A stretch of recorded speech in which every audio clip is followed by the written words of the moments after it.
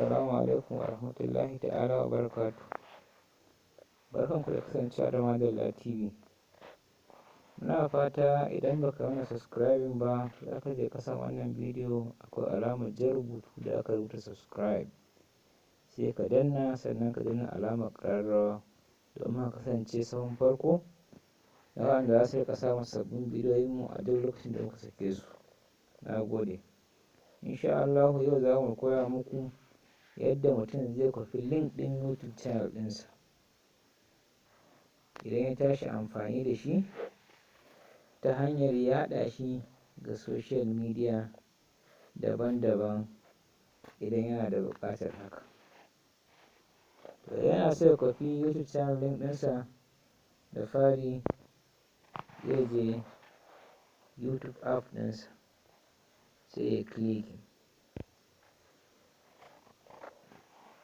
Bacin ya yi clicking, daga nan ɓangaren ga alamar blue rubutun da aka rubuta VE kamar alama na logo na wannan channel ɗin naka, sai ka danna shi haka.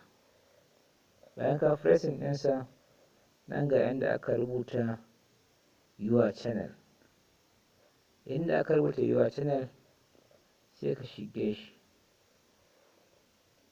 Bayan ka shige shi, ga face ɗinka nan, ma'ana dashboard ɗin channel ɗinka. Kamar yadda za ku gani nan,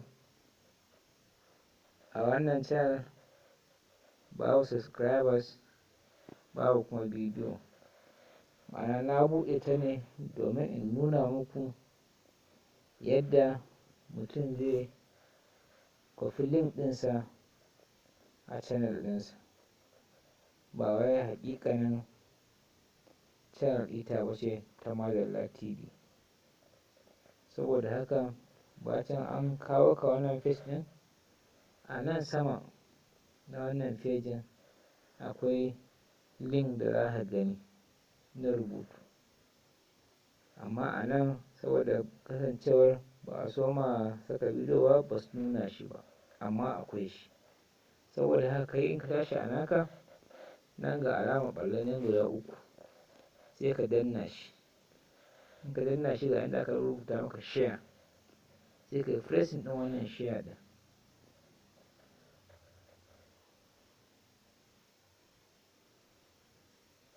Yawa mu ɗan jira kaɗan. Yawa zai kawo ka wannan fejin. Gashi idan ka so ka share ɗinsu ne zuwa Facebook, Twitter ko Gmail ko Messenger ko WhatsApp, duk za ka iya yi. Amma purposely muna so ne mu kwafi shi. We would like to copy the link of our channel. Saboda haka sai mu ga yanda aka rubuta copy link nan, sai mu danna copy link. Gashi ya rubuta copy, ma'ana ya kwafe shi. To ta haka ne mutum yake kwafar link ɗinsa. Yanzu tun da ka riga ka kwafa, in ka da buƙatar kai pasting a social medias, za ka iya zuwa ka yi pasting. Da ka je ka yi rubutu, da ka ɗan matse, wannan link ɗinka zai fito. Kana danna paste, za ka kwafe shi a duk inda kake so.